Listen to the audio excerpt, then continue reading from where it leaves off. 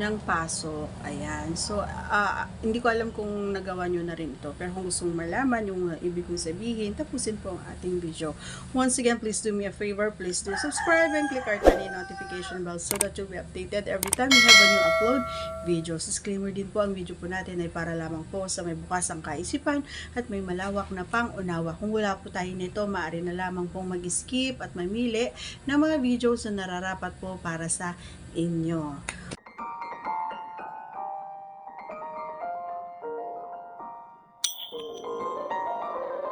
Right.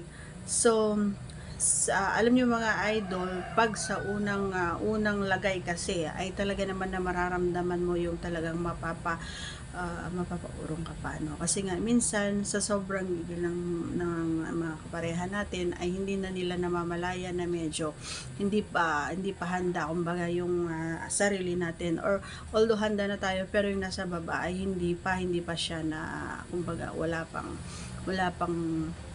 pampa last do, ganyan, wala pang pampadulas kasi nga pag bigla-bigla kasi sa unang pag sa bungad pa lang, kapag wala kang ginawa, basta ka na lang alam mo yun, nagmamadali ka or bigla mo na lang inilagay doon, so wala ka talagang ang tawag dito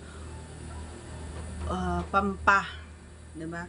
So kailangan talaga doon, kailangan pa rin ng masasabi kong romance. Kasi nga, importante iyon na yun, doon kasi doon ako kumukuha minsan ng lakas din ng loob, or yung hindi ko, parang alam mo yon yung nag-iiba yung nag-iiba yung sitwasyon, kasi nga, every time, lalo na kapag nakita ko na magaling ka, or talagang na-appreciate ko yung ginagawa mo, o yung pagtatrabaho, syempre may price.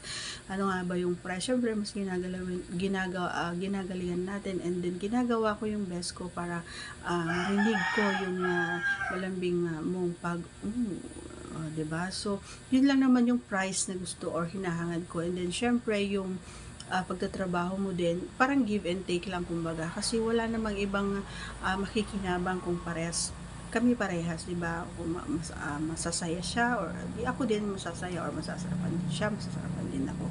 So, dapat give and take and patas kayo. Every time na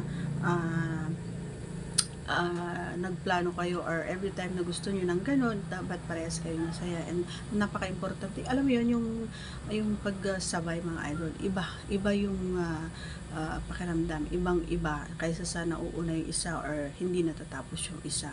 Kasi alam niyo, napaka-unfair pag ganun lagi yung ginagawa niyo, no? Yung kayo lagi yung natatapos, and then hindi niyo man lang naiisip kung ano yung feelings or ano yung mararamdaman ng kaparehan niyo kapag hindi siya natapos. So always think of your partner mga idol, okay? Kasi nga walang kasing saya, at saka alam niyo, kapag ganun ang nangyari, masaya ang face ng misis nyo or yung mga jowa nyo or yung mga partner nyo, kasi nga natapos sila, and alam nila na kumbaga iba yung pakiramdam kapag natapos ang babae.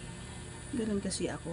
Kapag hindi kasi ako natapos, talagang ano ako, sad face, ganun. So, hindi kompletong araw ko, ganun, sakit ang ulo ko, ganun. So, ugaliin na patapusin siya. Okay, mga idol? So, yun lang.